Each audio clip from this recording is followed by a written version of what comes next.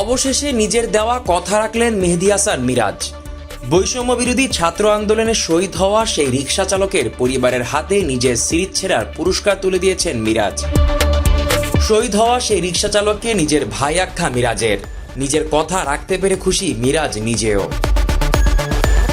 জুলাই বিপ্লব যেন তাতিয়ে দিয়েছিল বাংলাদেশের ক্রিকেটকে। আগে যা কখনো হয়নি, কল্পনা করা ছিল দুষ্কর, সেসব সাফল্য ধরা দিচ্ছিল মুঠ ভরে। ছাত্র জনতার ত্যাগের বিনিময়ে অর্জিত হয়েছিল যে দ্বিতীয় স্বাধীনতা, তা যেন নতুন মাত্রা পেল বাংলাদেশ দলের সিরিজ জয়ে। আর পাকিস্তানের বিপক্ষে সেই সিরিজ জয় আরও পূর্ণতা পেয়েছিল মেহেদী হাসান মিরাজের মহানুভবতায়।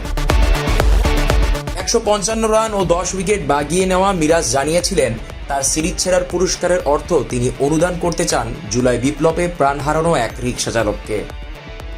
মিরাজ বলেছিলেন, প্রথমত আল্লাহর প্রতি কৃতজ্ঞতা জানাতে চাই, তিনি আমাকে ভালো একটা সুযোগ দিয়েছেন।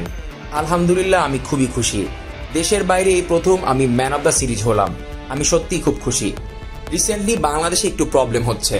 আমি এই ম্যান অব দ্য সিরিজ বৈষম্য বিরোধী ছাত্র আন্দোলনে শহীদ হওয়া একজন রিকশা চালক আহত হয়ে মারা গিয়েছিলেন, তার পরিবারের উদ্দেশ্যে এই উপহার দিতে চাই।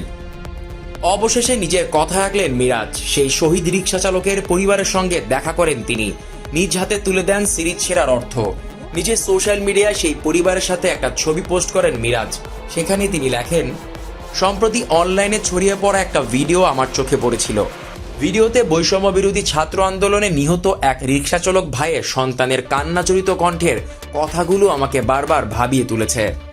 সে ভাইয়ের পরিবারের পাশে দাঁড়ানোর সংকল্প করেছিলাম, কথা দিয়েছিলাম পাকিস্তান সিরিজের ম্যান অব দ্য সিরিজের পুরস্কারের অর্থ তুলে দেব তাদের হাতে। অবশেষে পূরণ হলো সে লক্ষ্য। গতকাল এই অর্থ তুলে দিতে সক্ষম হয়েছি তাদের হাতে। জানি হারানো জীবনের তুলনায় এই অর্থ কিছুই না। আমার এই সামান্য অর্থে তাদের জীবনকে কিছুটা সহজ করাটাই আমার সার্থকতা। মিরাজের এই মহানুভবতায় তাকে প্রশংসায় ভাসাচ্ছেন তার ভক্তরা।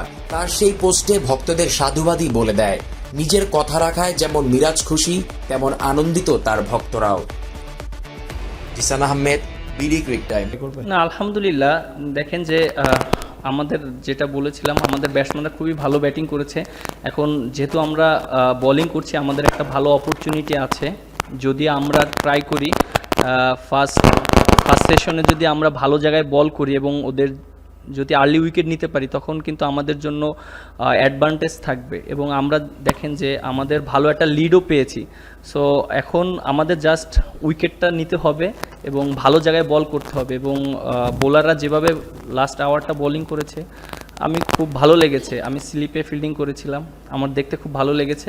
বাট কালকে আলহামদুলিল্লাহ আশা করি যে ভালো বোলিং করবে।